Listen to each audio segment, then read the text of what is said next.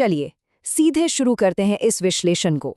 आज हम उस वक्त में जाएंगे जब एक मामूली सी ट्रेडिंग कंपनी ने भारत के एक बेहद अमीर प्रांत पर अपना कब्जा जमा लिया, और वो भी बिना किसी शासन की जिम्मेदारी उठाए।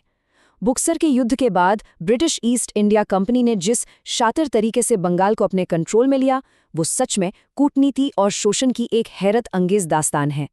जरा सोचिए, एक ऐसी राजनीतिक चाल जहां सारी दौलत, सारा मुनाफा एक कंपनी की तिजोरी में जा रहा हो, लेकिन वहां की जनता, कानून और व्यवस्था की उन पर कोई जिम्मेवारी ही ना हो। सुनने में किसी जादू या छलावे जैसा लगता है ना? लेकिन सदियों पहले बंगाल में बिल्कुल यही हुआ था। पर आखिर एक व्यापारिक कंपनी ने ये सब बिना किसी अकाउंटेबिलिटी के कैसे कर लिया? तो इस चर्चा में हम कुछ ऐसे आगे बढ़ेंगे। पहला, क्लाइव की वापसी। दूसरा, इलाहाबाद की संधि। तीसरा, द्वैध शासन। चौथा, छिपे हुए मकसद। पांचवा, बंगाल की बर्बादी। और आखिर में इस अजीब व्यवस्था का अंत। शुरू करते हैं पहले भाग से, यानी क्लाइव की वापसी। प्लासी और बक्सर का युद्ध जीतने के बाद हालात को संभालने के लिए साल 1765 में रॉबर्ट क्लाइव को दोबारा गवर्नर बनाकर भारत भेजा गया। कंपनी ने कितनी तेजी से अपनी ताकत बढ़ाई थी, इसका अंदाजा आप इस घटनाक्रम से लगा सकते हैं। 1757 में प्लासी, 1764 में बक्सर और ठीक अगले साल 1765 में इलाहाबाद की संधि और उसके साथ ही द्वैध शासन यानी ड्यूअल गवर्नमेंट की शुरुआत। महज कुछ ही सालों में कंपनी ने इस उपमहाद्वीप पर अपनी पकड़ बिल्कुल मजबूत कर ली थी। जब क्लाइव 1765 में लौटा तो उसने देखा कि बंगाल का शासन तो पूरी तरह अराजक हो चुका है।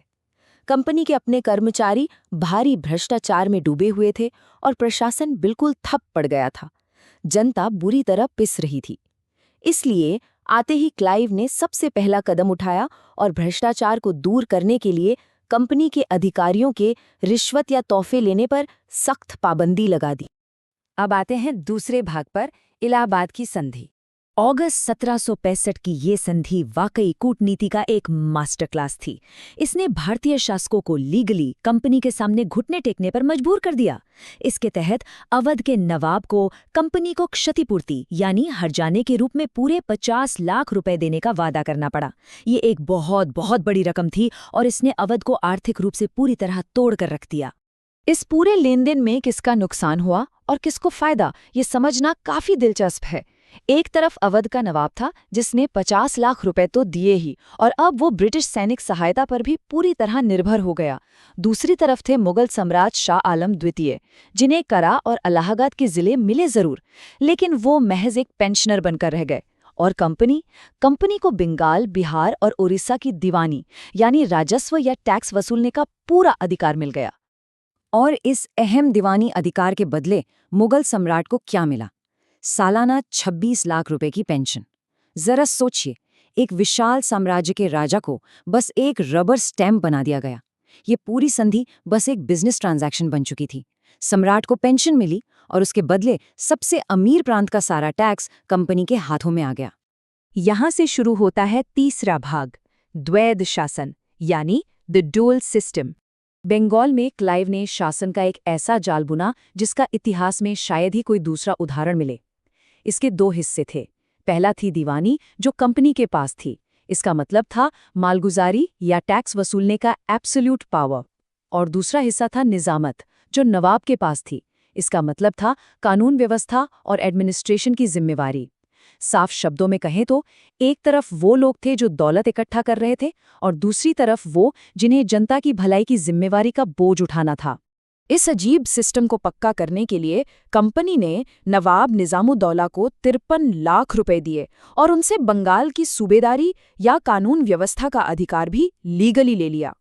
लेकिन कंपनी ने सीधे तौर पर सामने आने के बजाय मोहम्मद रेजा खान और राजा सिताब राय जैसे भारतीय अधिकारियों को उप दीवान बना दिया, ताकि सारा खेल पर्दे के पीछे से चलता रहे।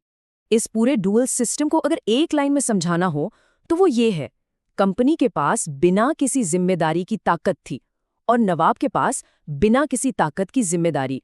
पैसा और पावर कंपनी के हाथ में, पर जवाबदेही सारी नवाब की। ये शोषण का एक बेहद शातिर और खौफनाक मॉडल था। आइए अब चौथे भाग की तरफ बढ़ते हैं, छिपे हुए मकसद। अब एक बड़ा सवाल उठता है, कंपनी ने शासन सीधे अपने हाथों में क्यों नहीं ले लिया? एक कठपुतली नवाब के पीछे छुपने के आखिर क्या कारण थे? असल में क्लाइव की रणनीति बेहद सटीक थी। पहला, अगर वो सीधे शासन करते तो इंग्लैंड की संसद उनके कामों में दखल देती। दूसरा, भारत में दूसरी यूरोपीय कंपनियां एकजुट होकर उनके खिलाफ विद्रोही हो सकती थीं। तीसरा, भारतीय राजाओं और जनता से इस टेकओवर को छुपाना जरूरी था ताकि अचानक बगावत ना हो। और चौथा, सबसे प्रैक्टिकल कारण ये था कि कंपनी के पास ऐसे अधिकारी ही नहीं थे जो भारत की भाषा और संस्कृति को समझते हों। इस कॉम्प्लेक्स इल्यूजन के जरिए क्लाइव ने सक्सेसफुली किसी भी राजनीतिक क्रांति या बगावत की संभावना को पूरी तरह कुचल दिया। भारतीय राजाओं और जनता को भनक तक नहीं लगी और करीब 7 सालों तक ये शातिर चालावा पूरी तरह काम करता रहा। लेकिन इसका नतीजा क्या हुआ, ये हम 5वें भाग में देखेंगे। बंगाल की बर्बादी। ये इस कहानी का सबसे दर्दनाक हिस्सा है। एक प्रांत जो कभी अपने उद्योग और खेती के लिए पूरी दुनिया में मशहूर था, वो बर्बादी के कगार पर खड़ा हो गया। किसानों से बेहिसाब लगान वसूला जाने लगा। ठेकेदारों को साफ छूट थी कि वो अधिक से अधिक मुनाफा कमाएं, जिससे कृषि व्यवस्था पूरी तरह नष्ट हो गई। हालात ये थी कि किसानों ने अपने खेत तक छोड़ दिए। जुलाहों से जबरदस्ती कौड़ियों के दाम पर कपड़ा बनवाया गया। स्थानीय व्यापार बिल्कुल ढेर हो गया, जबकि कंपनी के अधिकारी दोनों हाथों से पैसा बटोरते रहे। खौफनाक बात तो ये है कि खुद रॉबर्ट क्लाइव ने इस तबाही को खुलेआम स्वीकार किया। उसने लिखा था कि कंपनी के लोग व्यापारियों की तरह नहीं बल्कि तानाशाहों की तरह बर्ताव कर रहे हैं, और उन्होंने हजारों व्यापारियों के मुंह से रोटी छीनकर उन्हें भिखारी बना दिया है। ये इतिहास की एक ऐसी विडंबना है कि खुद इस सिस्टम को बनाने वाले को पता था कि उसके अधिकारी बंगाल की अर्थव्यवस्था को किस बुरी तरह नोच रहे थे। और अब आखिरी भाग, इस शासन का अंत। देखिए, हर अराजकता का एक अंत जरूर होता है। शोषण का ये द्वैध शासन मॉडल ज्यादा दिन टिकने वाला नहीं था। 1772 में जब वॉरेन हेस्टिंग्स बंगाल आए तो उन्होंने इस ड्यूअल गवर्नमेंट को पूरी तरह से उखाड़ फेंका। उन्होंने इसके फ्लॉज को पहचाना और उन सभी कठपुतली उप दीवानों को उनके पद से हटा दिया। अब शासन का पूरा कंट्रोल सीधे कंपनी ने अपने हाथों में ले लिया था। और जहां तक बंगाल के नवाब का सवाल था, उन्हें प्रशासन से पूरी तरह मुक्त कर दिया गया और उनकी सालाना पेंशन घटाकर सिर्फ 16 लाख रुपए कर दी गई। अब पर्दे के पीछे कोई शासन नहीं था। इसके साथ ही बंगाल पर प्रत्यक्ष ब्रिटिश शासन की बाकायदा और ऑफिशियली शुरुआत हो चुकी थी। इस पूरी चर्चा से एक बड़ा पाठ सामने आता है। द्वैध शासन ने भले ही एक व्यापारिक कंपनी के खजाने भर दिए हों, पर इसने एक अमीर और खुशहाल प्रांत की रूह कांपने पर मजबूर कर दिया। ये सिर्फ एक ऐतिहासिक घटना नहीं है, ये शक्ति और भ्रष्टाचार के गठजोड़ का एक ऐसा सबक है जो आज भी उतना ही प्रासंगिक है।